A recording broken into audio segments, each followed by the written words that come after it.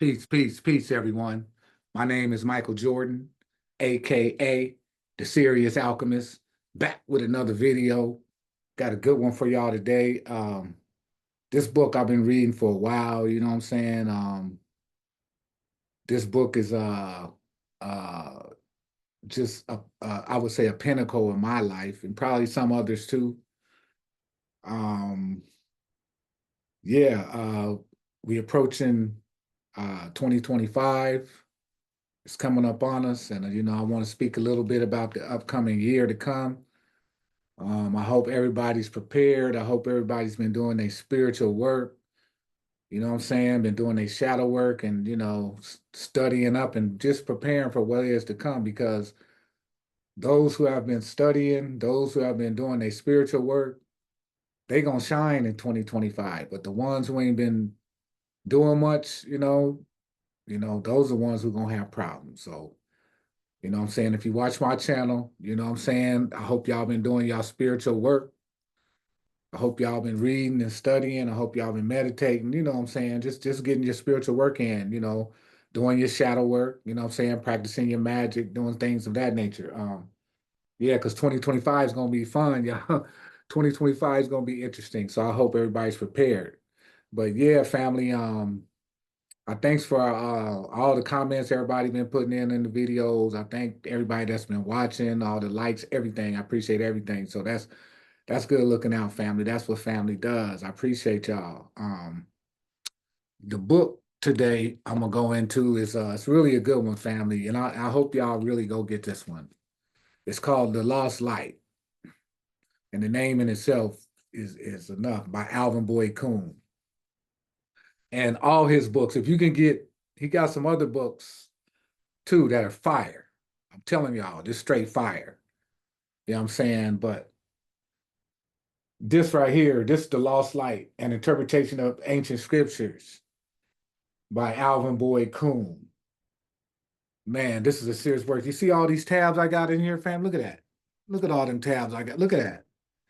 And I still ain't really fully grasped what's in this book, because if I did, I probably wouldn't be on Earth. I'd probably be in another dimension somewhere if I did fully understand all this stuff. But I'm still reaching for that. I'm striving for that. That's my goal though.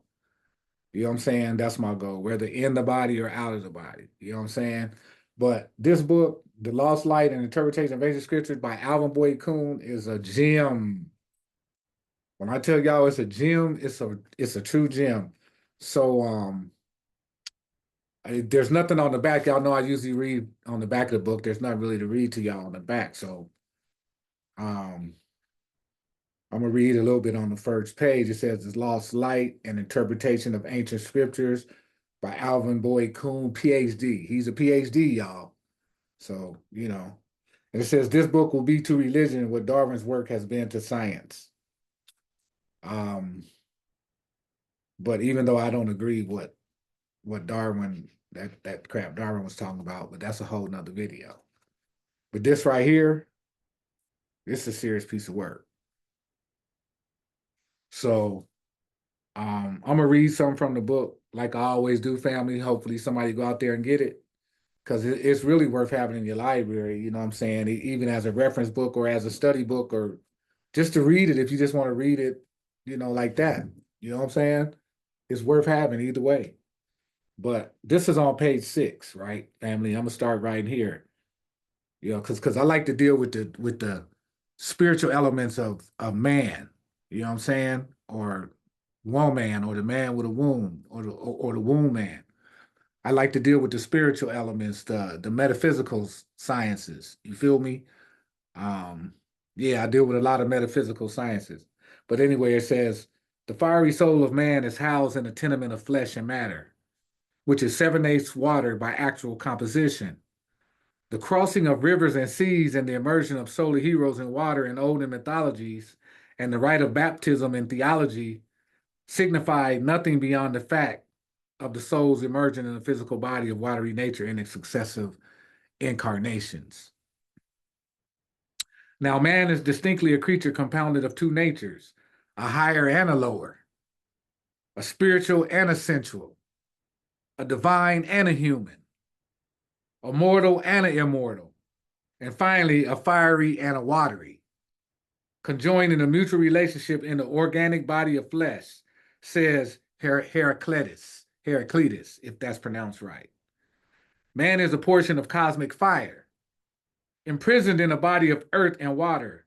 Speaking of man, Plato affirms, through body it is an animal, through intellect it is a god. Woo!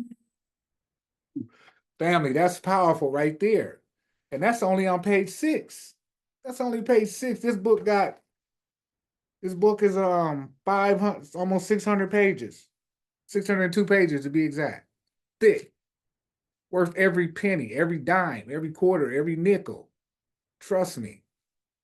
Yeah, it says through body it is an animal, through intellect it is a god. To create man, God incarnated the fiery spiritual principle of his life in the watery confines of material bodies. That is the truest basic description of man that anthropology can present. All problems spring from that foundation are referable for solution back to it. And it goes on to say, man is then a natural man and a god in combination. Our natural body gives the soul of man its baptism by water. Our nascent spiritual body is to give us the latter baptism by fire. We are born first as the natural man, then as the spiritual, or we are born first by water and then by fire. Of vital significance at this point are two statements by St. Paul. That was not first, which is spiritual, but that which is natural. It says, hold on, let me go back. It says, that was not first, which is spiritual, but that which is natural. And first that which is natural, then that which is spiritual. Again, he says, for the natural man comprehendeth not the things of the Spirit of God, neither can he. Of course not, for he is not yet in that higher kingdom of evolution. And he must be transformed, transfigured, lifted up into a superior world of consciousness before he can cognize spiritual things. Evolution will thus transform him and nothing else will. Using astrological basis for portraying cosmic truths, the ancients localized the birth of the natural man in the zodiacal house of Virgo and that of the spiritual man in the opposite house of Pisces. These then were the houses of the two mothers of life. The first was the Virgin Mother. And see, that's interesting really for me. That's real interesting for me because my mother's a Pisces and my father's a Virgo. So for me, those are two royal signs, and then I'm a Libra, right? So that's royalty all right there. So I come from royalty, not in the physical sense, in the spiritual sense, if you follow me. You feel me? So, but I'm gonna keep reading.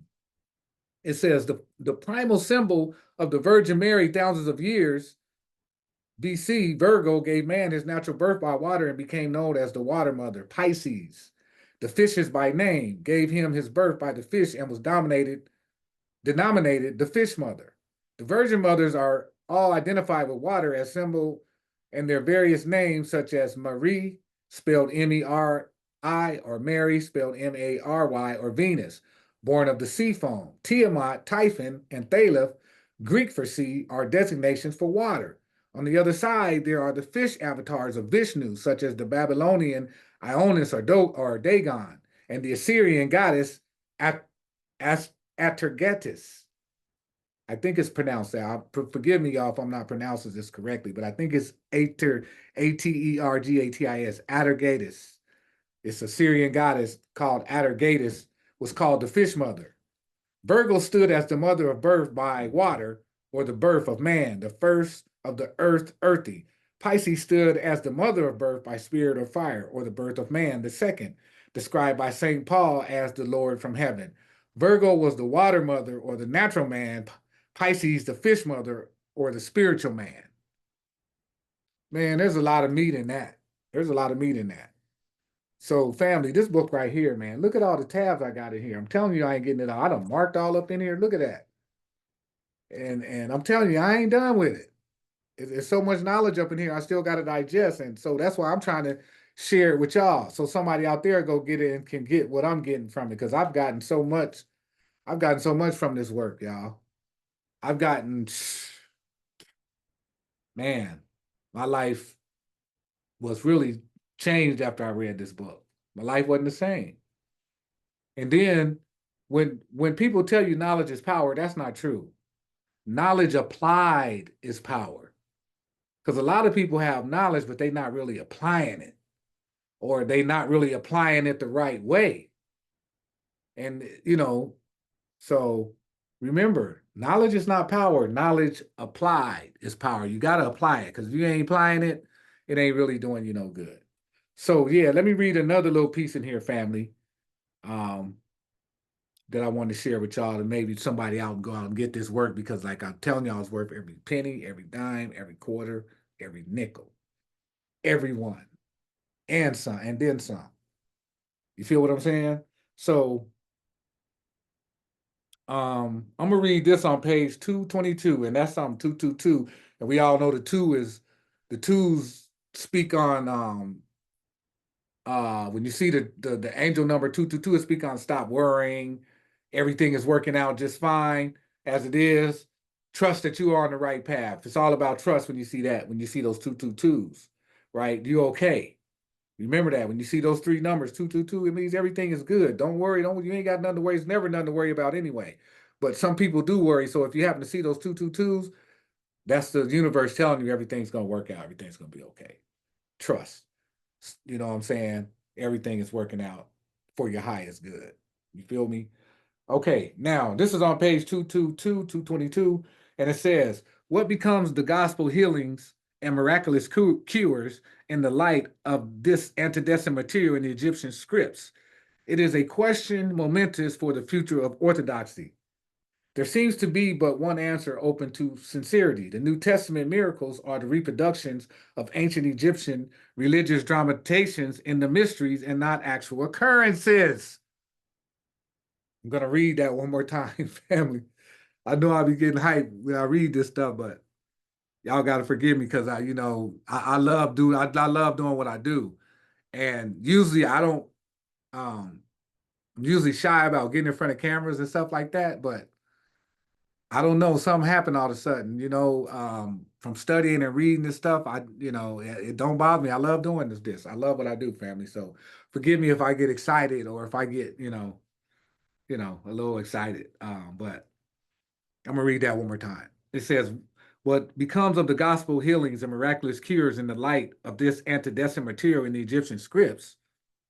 Is it a question momentous for the future of orthodoxy? There seems to be but one answer open to sincerity. The New Testament miracles are the reproductions of ancient Egyptian religious dramatizations in mysteries and not actual occurrences. Horus, prince in the city of blindness, and his father was king in the realm of the dead, comes to reconstitute his father whole and entire, and to give lost sight to all those dead as in Osiris. The mains are all blind, and the god had to work a magical operation on them to restore their sight. We have the Gospels dramatizing the God's opening up of intellectual faculty when at the typical age of 12 years, he makes his transformation into the adult. So this is really telling us that the Bible is just dramatizations of the ancient mysteries. And I really hope y'all really understand that. If you get the book and study it, you will. You know what I'm saying? That's all it is. You know what I'm saying? So, but let me go on. Let me go on, because I'm getting ahead of myself.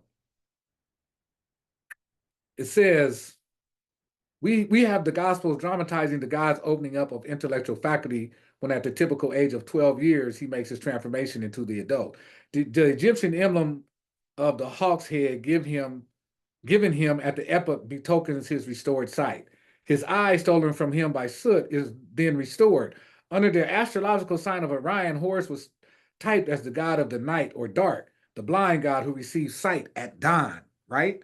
He describes himself as the mortal born blind and dumb in Anareth, the abode of occultation, but who, in regaining his own sight, will likewise open the eyes of the prisoners in their cells. And that says a lot, because that's us in a sense, because we like that when we first come in here as a baby. We don't really know what's going on with this world. This world is too big for us. We don't really understand it. But as we grow and we gain knowledge and wisdom and gain some, go through a few things, experience a few things, and we understand where we are, you know what I'm saying? Some of us anyway, faster than others, and what we got to do to achieve ascension or enlightenment. You feel me? So it says, um, where was I? He described himself as the mortal, blind, and dumb in Anareth, the abode of occultation, but who, in regaining his own sight, will likewise open the eyes of the prisoner in their cells. The circle of the gods rejoices at seeing Horus take his father's throne and scepter and rule over the earth, replacing blindness with spiritual sight. Family, that's what's happening right now. That's what's happening right now. That's why the powers that be so scared. You know what I'm saying? Blindness is being replaced. Ignorance is being replaced with enlightenment, spirituality, truth, justice, reciprocity. That's what's happening right before your eyes. So don't let nobody fool you. Don't let nobody fool you. So if you study this book is going to put you on mad game. I'm telling you, this book right here is it's a real serious piece of work. That's why I come before y'all giving you these books so y'all can study this stuff for yourself. You don't need me. You buy these books, you good. You know what I'm saying? Get to work, you good. But anyway, let me continue on. It says a most suggestive portrayal of this condition was hinted at in a calendar published in 1878 at Alexandria, in which there is recited a tradition that on December 19th, serpents become blind, and that on March 24th, they open their eyes. As the serpent typed here, the divine soul, the imagery is readily grasped. One must connect the story with the yearly astrology to see its full appropriateness. We read that 3 months of the year were assigned to the blind serpent or dragon in the abyss. The 3 months, as elsewhere, 3 days and 3 kingdoms below the human, figured the period of the god's burial in the material world. As Jonas was 3 days in the whale's belly, so must the Son of Man be 3 days in the bowels of the earth. Jesus or Christ, I don't like to use the word Jesus. I like to use the word Christ. So I'm going to put the word Christ in place of Jesus. It says Christ, after his baptism, announces his messianic commission to preach recovery of sight to the blind and healing to them that are bruised. And St. Paul writes that we wait for the coming of the Lord Christ, who shall fashion anew the body of our humiliation. Of Christ, it is written that to many blind he gave sight, not physical, but spiritual. And some of that might go over some people's head and some people it may not. You know what I'm saying? I hope, but go get this work, family. It's worth every time, quarter, penny, and nickel. Alvin Boyd Kuhn. He got another work. I'm trying to think of the name of it. But any work you get with this man's name on it, you ain't gonna go wrong because it's solid, it's thick, it's serious scholarship. Trust me. And it's very spiritual in essence because it's coming from ancient Egypt. And one thing about him, he didn't he was honest. I can't say that for a lot of them Egyptologists or grave robbers, as you want to call them. You know what I'm saying? I can't say it for a lot of them, but this dude was honest. Alvin Boyd Kuhn, go get his work. And it says, the story of Samson, the lunar solar hero, does not omit the feature of lost sight, when as the God in incarnation, he is shown of his power and bound helpless. He is eyeless in Gaza, pitiful and forlorn, like the blind Orion hungering for the morn, to return of the lost light.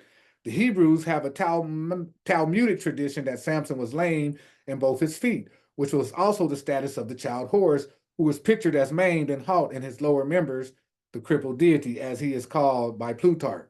So, basically, that's how we are when we chill. We children. We basically crippled to a lot of things because we need somebody to take care of us. We need somebody to go to take care of our every beck and whim.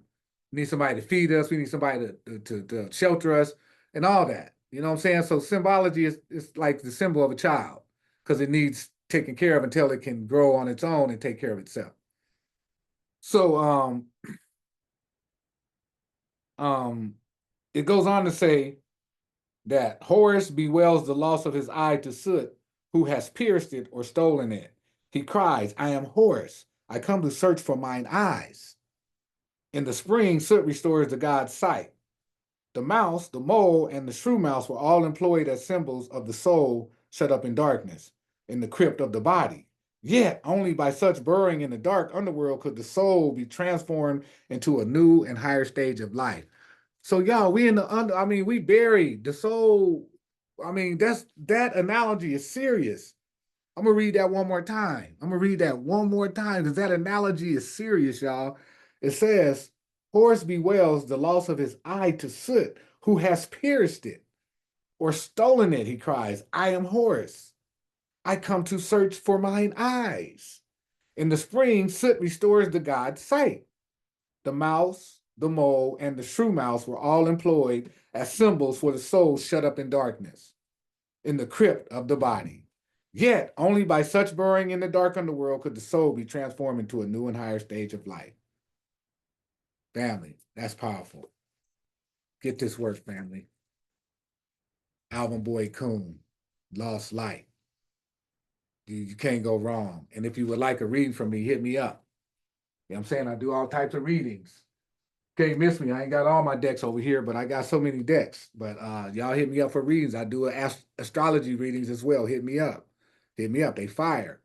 You know what I'm saying? I'm gonna start posting some what they call them when people write descriptions of something that they've I can't think of the name right now. It'll come to me. And I want to share one more book with y'all real quick. Before I go, I'm giving y'all some jewels today, family.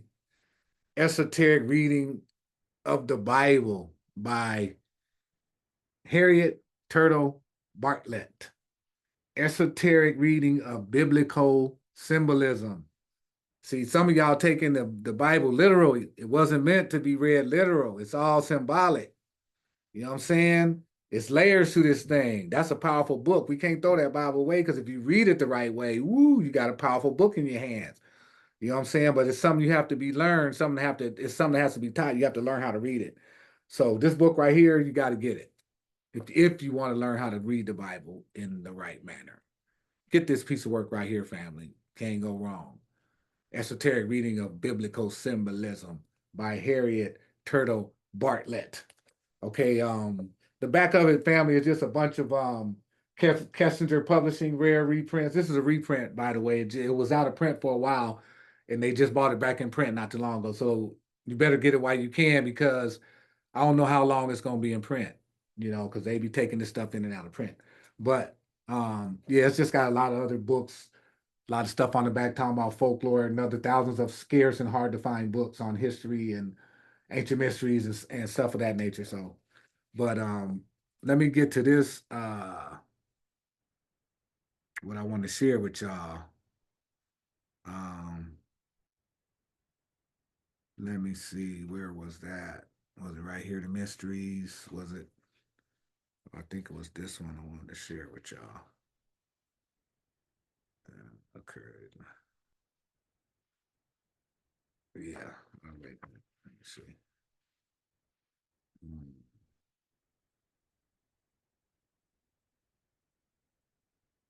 Um,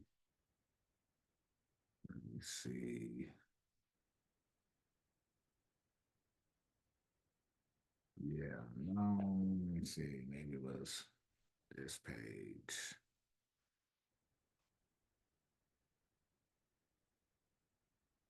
Yeah, here we go.